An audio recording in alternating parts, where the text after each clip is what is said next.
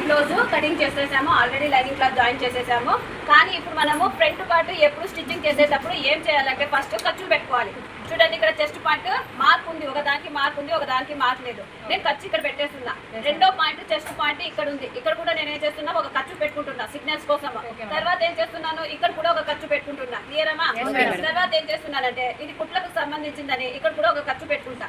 ఇలా పెట్టిన తర్వాత నాకు బ్యాక్ పార్ట్ కి మార్జిన్స్ లేవు. ఈ చెస్ట్ పాయింట్ ఉండేది మనము కటింగ్ చేసుకునేటప్పుడు పెట్టిన మార్జిన్. అందుకని మనం ఏం చేస్తామంటే సేమ్ మార్జిన్స్ మనకు పడవు కాబట్టి వీల్ మార్కర్ సహాయంతో కానీ ఇలా మార్క్ సహాయంతో కానీ ఇది ఎలాగుందో అలాగా మార్కులు పెట్టుకోవాలి. క్లియరమా?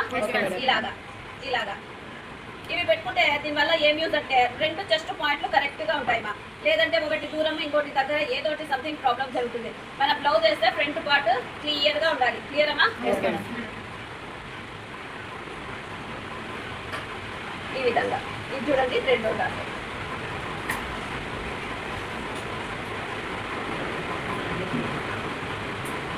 ఇలా అయిన తర్వాత దీన్ని మనం మార్క్ వేసేసాం కదా.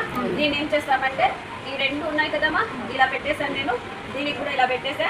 ఖర్చులు పెట్టుకున్నా నేను ఫస్ట్. ఖర్చులు చూసుకుంటున్నా, ఖర్చులు పైన ఖర్చులు పెట్టుకుంటున్నా క్లియర్గా.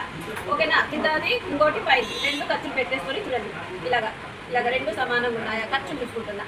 తర్వాత ఏం చేస్తానంటే ఇది నాకు చెస్ట్ పాయింట్, నేను ఇలా ప్రెస్ చేస్తా. ఇక్కడ నాకు రెండో డాట్, ఇక్కడ కూడా ఒకటి ప్రెజర్ ఇస్తా. ఇది నాకు మూడో డాట్, ఇక్కడ కూడా ప్రెజర్ ఇస్తా. ఈ లైన్ అంతా నాకు కుట్ల కోసం ఇక్కడ కూడా ప్రెజర్ ఇస్తా. ఇలా ఇచ్చిన తర్వాత దీన్ని నేను రిమూవ్ చేసేస్తా.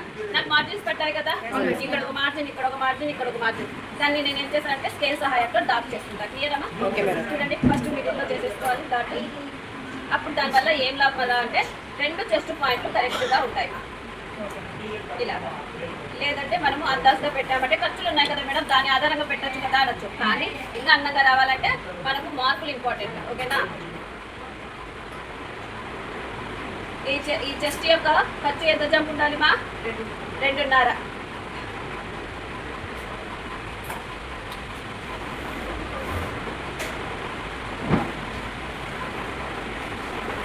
క్లియరా? ఇది మనకు కుట్ల కోసం అని ఇక్కడ ఒక మార్క్ ఉంది చూడండి, ఇక్కడ నుంచి ఇక్కడ. అవునా? అయిపోయిందా? క్లియర్ ఉంది కదమ్మా? ఇప్పుడు ఇది ఎలాగుందో ఖర్చులు, ఈ పాయింట్ ఖర్చులు ఎలాగున్నాయో సేమ్ యాజ్ ఇట్ ఈస్ ఈ పాయింట్ ఖర్చులు కూడా అలాగే ఉంటాయి. క్లియర్ అమ్మా? చూడండి, ఎక్కడ కూడా రాకూడదు. అంటే ఈ పాయింట్ ఎలా పడితే అలాగా ఇది కూడా వస్తుంది. స్లోగా నాకు కప్పు పైన కొద్దికి వద్దు అనుకుంటే హాఫ్కి రావాలి. ఇలాగ హాఫ్కి వచ్చి నేను లోపలికి వస్తా. ఇలాగా లోపలికి వచ్చి నేను ఇలా పోతా, సైడ్కి వెళ్ళిపోతా. కాకపోతే నేను ఆ పాయింట్కే వచ్చేస్తాను. క్లియరా? ఎలా తింటానంటే నేను ఇక్కడ కొంచెం బంపు తిప్పా, ఇక్కడ కొంచెం లోపలికి వచ్చా. అంటే నీకు కొసిగ్గు రాకూడదు, అంటే గుండుగా రావాలి అంటే ఇలా పెట్టుకుంటా. గుండుగా వస్తుంది, అప్పుడు కొసిగ్గు రాదు. ఇది కూర్చుంటుంది. ఇది ఈ పాయింట్ అప్పుడు. ఓకేనా? అదొక కొసిగ్గు అడుగుతుంది నీకు. ఇవన్నీ పాయింట్స్ వస్తే నీట్గా ఉంటుంది. ఓకేనా? మళ్ళీ ఈ పాయింట్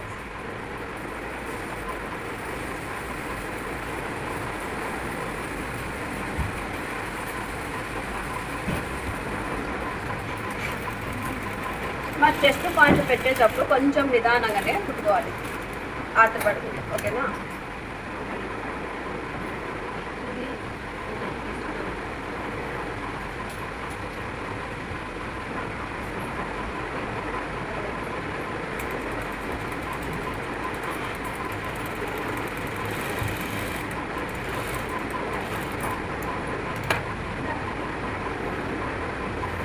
మనం లోపల ఏమైనా పెట్టామా? ఏం లేదు. ఏం పెట్టదు. వచ్చిందా? చెస్ట్ పాయింట్ వచ్చిందా? పైకి వచ్చిందా? ఇది ఇంకా మన క్రాస్ కట్ ఇలా పెట్టేసామంటే ఆటోమేటిక్గా పైకి వచ్చేస్తుంది కప్ అనేది. ఓకేనా?